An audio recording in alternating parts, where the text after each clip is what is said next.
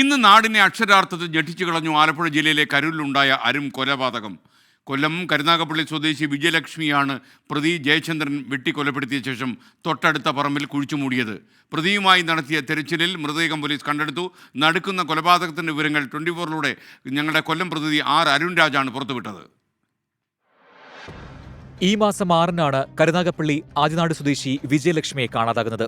തുടർന്ന് സഹോദരി 13-ാം തീയതി പോലീസിൽ പരാതി നൽകി. സംഭവത്തിൽ അന്വേഷണം ആരംഭിച്ച കരുനാഗപ്പള്ളി പോലീസ് വിജയലക്ഷ്മിയുടെ ഫോൺ കോൾ വിവരങ്ങൾ ശേഖരിച്ചതോടെയാണ് കൊലപാതകത്തിന്റെ ചുരുളഴിയുന്നത്.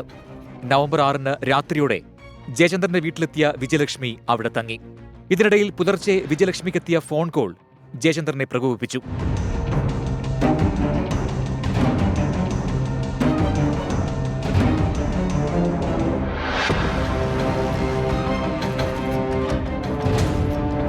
ഇരുവരും തമ്മിൽ വാക്കുതർക്കം. വിജയലക്ഷ്മിയുടെ തല കട്ടിലിൽ ചേർത്തിടിച്ചെന്നാണ് ജയചന്ദ്രന്റെ മൊഴി. മരണം ഉറപ്പിക്കാൻ തുണികൊണ്ട് ശ്വാസം മുട്ടിച്ചു. പിന്നാലെ വെട്ടുകത്തികൊണ്ട് അബോധാവസ്ഥയിലായ വിജയലക്ഷ്മിയെ ജയചന്ദ്രൻ തുടർച്ചയായി വെട്ടി. മരണം സ്ഥിരീകരിച്ച പ്രതി വീടിന്റെ പിൻഭാഗത്ത് വീട് നിർമ്മാണത്തിനായി ജോലി നടക്കുന്ന വസ്തുവിൽ മൃതദേഹം കുഴിച്ചിടുകയായിരുന്നു. തൊട്ടടുത്ത ദിവസം മൃതദേഹം കുഴിച്ചിട്ട സ്ഥലം പ്രതി കോൺക്രീറ്റ് ചെയ്യുകയും ചെയ്തു. വിജയലക്ഷ്മിയുടെ വസ്ത്രങ്ങൾ സമീപത്തെ മറ്റൊരു വീട്ടിലിട്ട് കത്തിക്കുകയും ചെയ്തു.